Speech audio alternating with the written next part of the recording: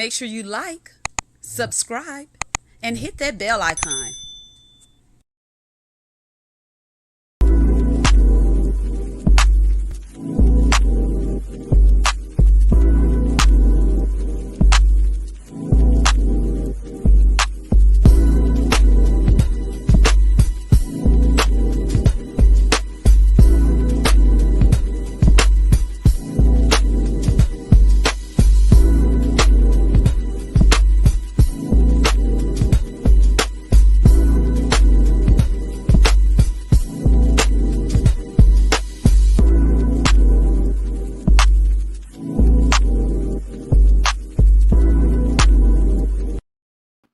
Hello, and welcome to Let's Sip and Talk with Frema. So today we have on a very special guest, Ayisha Van-Buren. Why I can't talk? Am I nervous? She's one of our very own, a cougar. You know, she wrote a book, The Night Everything Changed. She's dealing with mental health with children, and that's very important. That's something we need to discuss. That's something that need to be put on the table. So yeah, maybe I'm a little nervous because this is something we need today, and Ayisha is going to give it to us. So without further ado, let's bring on Ayisha. Hi. I'm good. Good. So for the individuals that may not know you, can you tell us a little about yourself? Yes, my name is Ayisha, of course. I went to Edison High School, graduated in 2003. I have two boys, 14 and 8, and I'm in mental health. I'm a mental health therapist, and I'm an athletic coach and an entrepreneur. I do it all. That's amazing. So let's dive in. I want to start with the book, if you don't mind. The Night That Everything Changed by Ayisha Van-Buren. All right. I love it. Yes. What inspired you to decide to write a book? And not only just a book, but a book that most of our children, some of our children can relate to? Well, I always wanted to write. I started writing in middle school. But never got that like, oh, I'm gonna do this until I guess I experienced my own trauma in 2007 when my youngest brother was murdered. That was a traumatic experience for me and my family.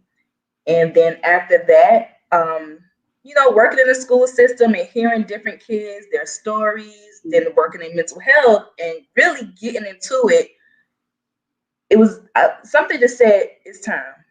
It's time to put something out there because a lot of certain different cultures, they don't believe in mental health. They just think that you don't need that, you'll be all right. But mental health is alive. It's out here, and more so now with kids than adults are dealing like seriously with mental health issues. And and I'm gonna just keep it real because on here, that's all I know to do.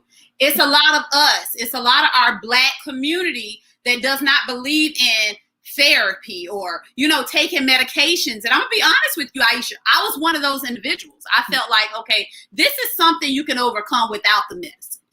This is something you have to try to, figure out, come up with some type of coping mechanism. So I was that individual. So I definitely understand when you say, it's certain communities, ethnicities, or what have you that does not believe in therapy or things to treat your mental health. So we definitely have to, put that on the forefront without telling everything.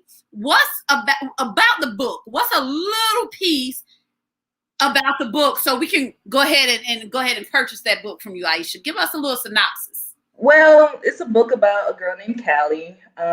She was in a family that subjected her to physical, emotional, different types of forms of abuse. Okay. She didn't know how to handle it. She felt alone till she met someone and a friend that actually was a different race than her. Okay. And she felt like, okay, it's time. It's time that we talk about it and tell somebody. Right. And until that moment, she was ready to give up. Yeah. And she went through a lot, and with grief on top of that, like our culture, we don't teach our kids how to cope with things. We just say, hey, suck it up. It's gonna be okay. Yeah. Don't do that. You're gonna be okay. Yeah. No, but kids these days, they're not able to cope with a lot of stressors and trauma. As an adult, going through something traumatic is hard. Just imagine a kid going through that. Right. And I hear so many stories, and it breaks my heart. It's like, how can I help this child? How Right. can I, I just want to take every kid and just, sometimes hug them. It's going to be Yeah. okay. Just talk about it. And, going through therapy, sometimes if it's bad enough, you may need medication. Yeah. And needing medication is okay. That's not to say that you have to take it for the rest of your life. Right. Right. And sometimes we learn negative coping, Right. mechanisms like cutting ourselves to deal with Mm. the pain and trauma, and that's not okay. Oh And my these God. kids are suffering in silence because they feel like parents don't understand them, nobody cares about them, nobody's gonna understand, especially our culture. And I just want to Right. write this book to show that you're not alone in this. You're not. Absolutely. So if someone wanted to purchase the book, Ayisha, what avenues? How do they reach out to you to purchase your book? Right now, I'm self-distributing. It'll be out on Amazon soon.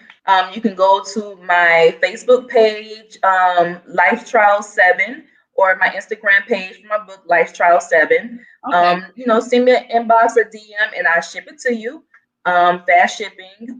You'll have it in no time, and I autograph all of my books. I love it. So I do have a question just based upon your experience.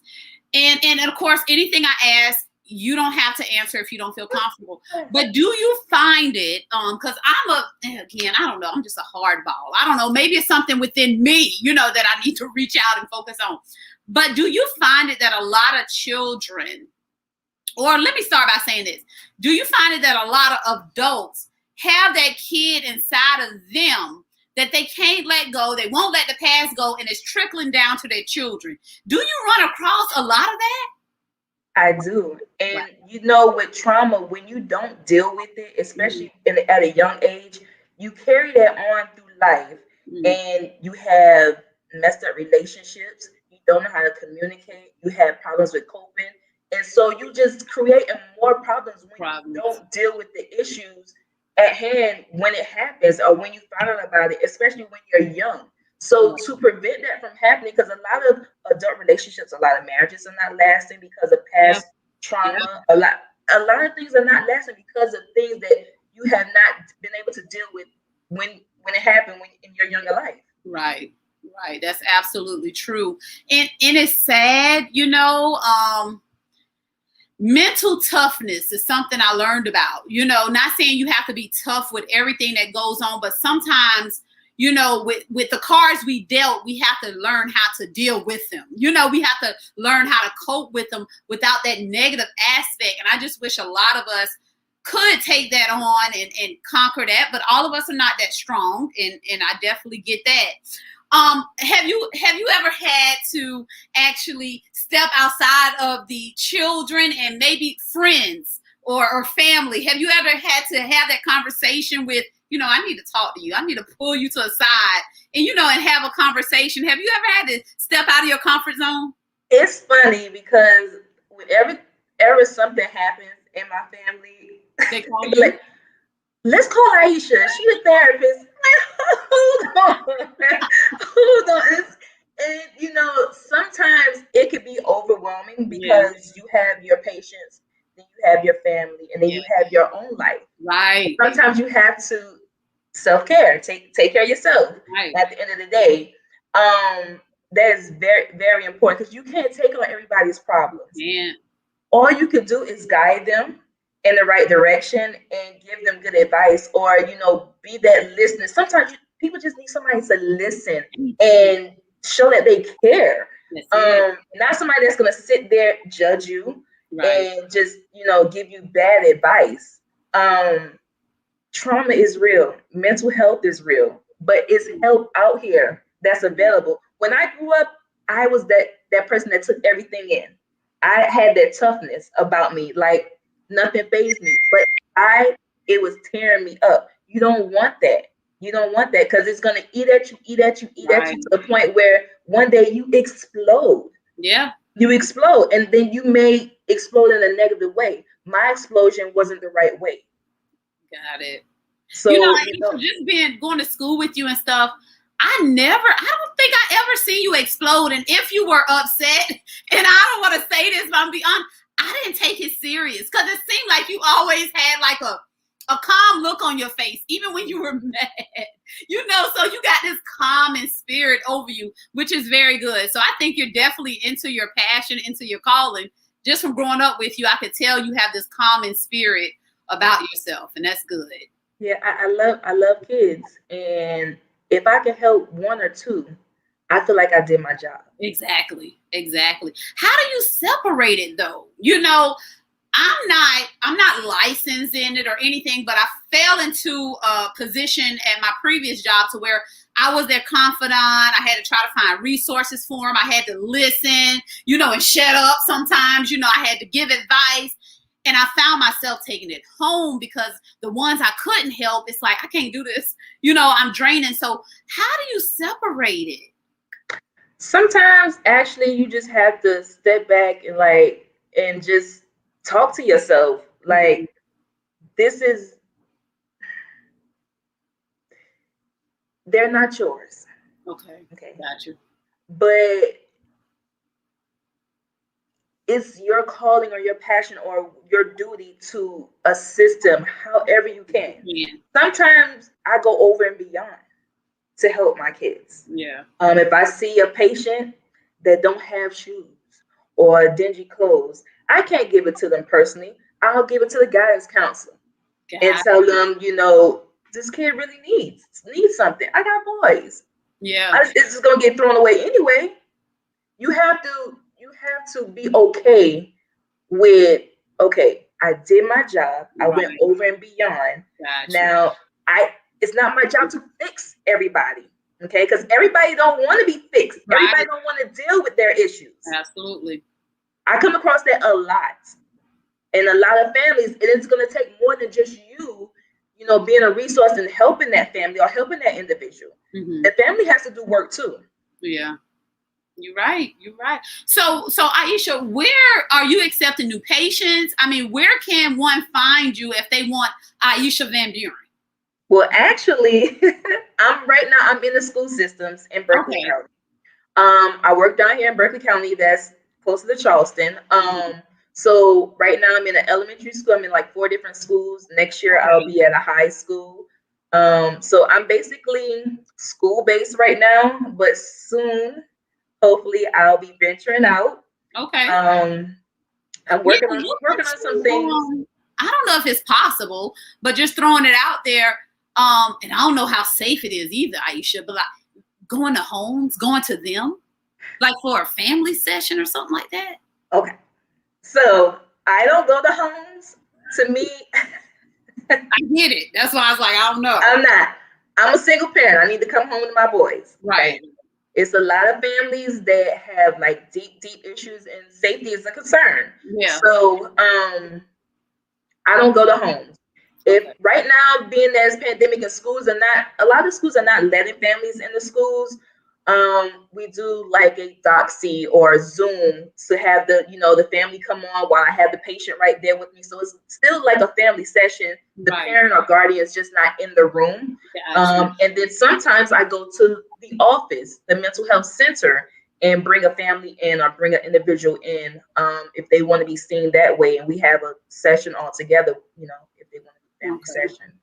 Wow.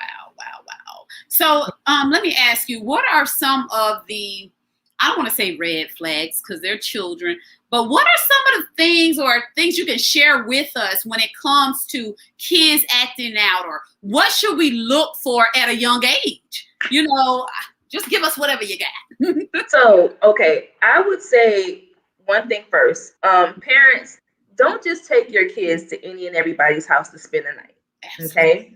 And even with your own family members, if you have an intuition for a reason, if you don't feel comfortable around that family member, don't leave your child with them just because you want to go out to have a good time or just because you want alone time. Okay? Things are happening more so in the family than outside of the family. Okay? If you find that a child is all of a sudden grades are dropping, They don't want to go around this person. They want to isolate themselves. Their behavior has escalated. You know, those are red flags. Wow. Okay. A certain age, they never wet. They start wetting the bed. They having dreams and they want to cling on to you. Those are red flags. You might want to investigate what's going on. But I want to also tell you, parents, educate your kids. Okay, even at a young age, good touch, bad touch. Yeah. Yeah. You know, if a person says this to you, that's a no-no. Educate. That's the thing with our culture. We don't educate our kids enough, and they feel like, okay, this is too young to talk about this. But you can, I would say, dummy down certain things, you know, according to a kid's age. Absolutely. You have to educate because nobody else is going to educate. You have to educate because a lot now that, well, where I'm at, there's therapists in just about every school in my area. Like in Orangeburg, they may not have therapists in every school, or in a different area, they may not have therapists within a school. Kids are more so will go to a therapist or a teacher before they'll come to their parent to tell them something is going on. Is it because we fuss a lot? You know, like they come to you, well, I don't want to hear it. You know, is it because we fuss or we act out on things they want to confide in us in and we just kind of blow up when they tell us? That can be, yeah, that, but also parents don't make it welcoming for their kids to come to them, talking to them about serious issues. So they like, should I tell my mom this? Is she gonna blame me? Because I've had a lot of that, like parents blame their kids for their husbands, you know, having sex with the kids. So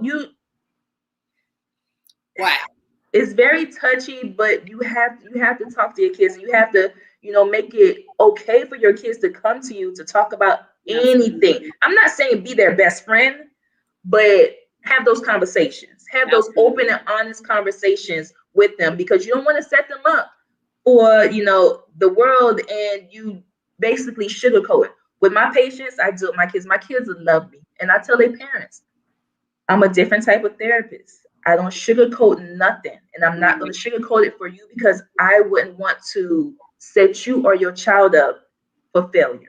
Absolutely. Absolutely. I agree 100%. I don't sugarcoat anything with my children at all. We have an open relationship. Sometimes, you know, my oldest, he's 16. So sometimes it's a little like, dang, it's too much you're telling me, Golly. But I you know, my 14-year-old does that too. Exactly. You know, so I try to be open and honest as much as possible, transparent with my children. I want to give you a story really quickly, how it could have went left. So Cadence had to go get a physical because she's trying out for cheerleading, right? And so she always complained about her stomach hurts. I don't know if she's lactose intolerant, what have you. So the doctor asked, is there anything you're concerned about? I say, yeah, her tummy be hurting more so than often. So I'm kind of concerned. So the doctor said, well, I'm going to give you an order to take her to get an ultrasound.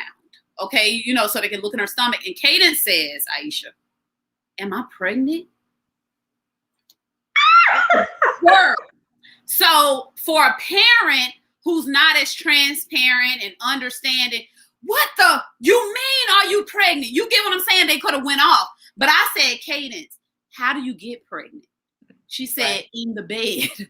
I said, but with who? With, you know, she said, with a boy, with a man or something. I said, exactly. Have you been with a boy?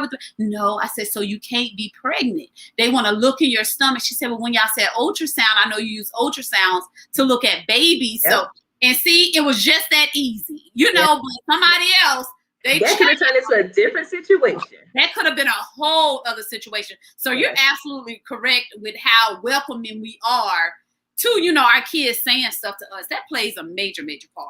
It does. It does. Wow. But yeah, I had to sit back for a second. I wasn't abrupt with my response. I had to like, okay, like what made you say that? What you got going on? I have to put my 14 on hold sometimes too, because he goes in deep. I be like, ooh, hold on, Colby. Yes. Oh, hold on now. Hold on. Mama wasn't ready for that. Hold on. So I had to do timeouts with him because he'll just go. But I'm happy that he's comfortable with, you know, opening up and talking to me about that that's something like, okay, you need to go talk to a man or whatever. Like, all right, I can't do this. But listen, I have to. You have to. And it's okay. I love being a parent, and I love being a parent to my two boys. They keep me busy on top of my busy life, but I love it.